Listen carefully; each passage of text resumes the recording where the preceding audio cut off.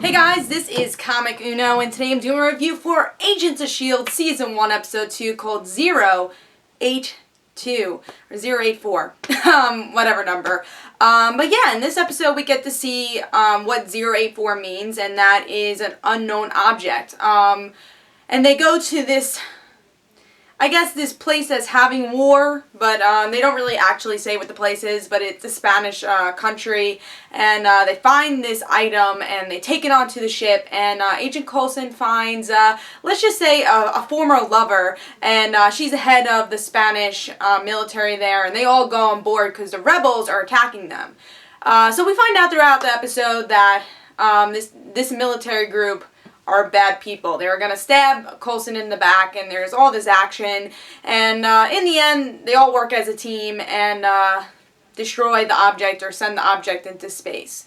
And also we find out that Skye might still be working with the rebel group, and we'll see how long that lasts. Will she become close to the S.H.I.E.L.D. agents that she won't work with the rebel group, or is she trying to backstab them? I don't know. I think that's an interesting plot.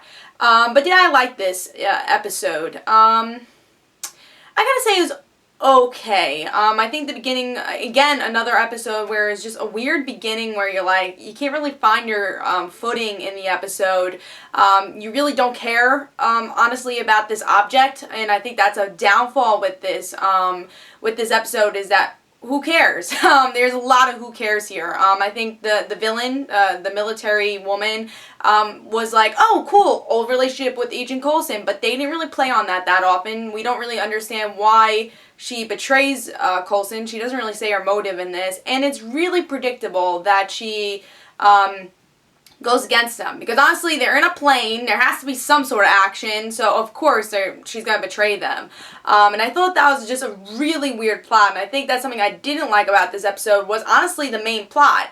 The characters were okay here. I think Agent Coulson was still a pretty good character. There's a little less corniness, so if you didn't like the first episode for its corniness, there's less of that in this episode. I think there's a little bit more seriousness.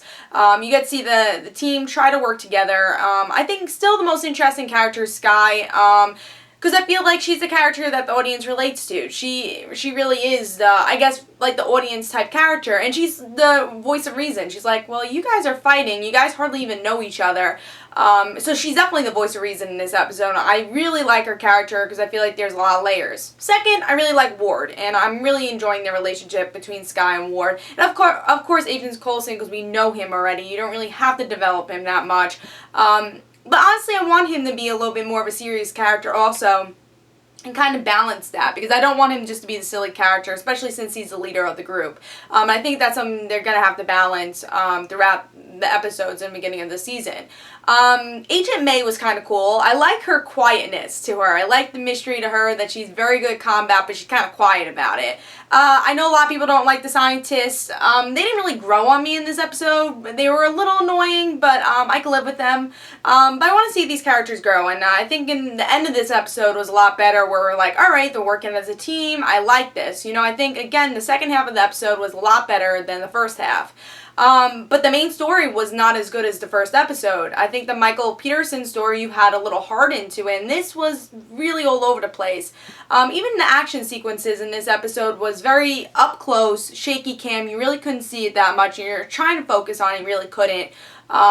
And I think that's actually, to compare it with Arrow, Arrow has great stunts, and it's a shame with Agents of S.H.I.E.L.D., at least in this episode, it was very shaky. You couldn't really see the stunts that well. It seems like they worked hard on the stunts. Obviously, it's such a big budget show, and it's a very shaky cam type episode. I don't know who directed the episode, but it's kind of a shame they wasted that stunt work, and I was really upset about that.